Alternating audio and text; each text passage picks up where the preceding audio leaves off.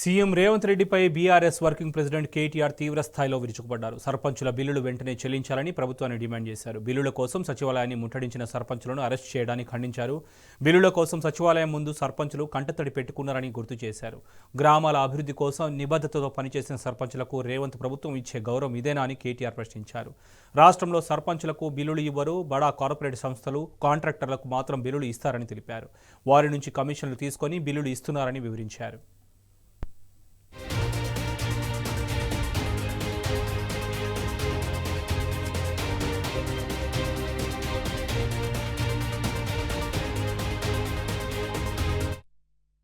CM Revanth రెడ్డిపై BRS working president KTR తీవ్ర స్థాయిలో విరుచుకుపడ్డారు. సర్పంచుల బిల్లులు వెంటనే చెల్లించాలని ప్రభుత్వాన్ని డిమాండ్ చేశారు.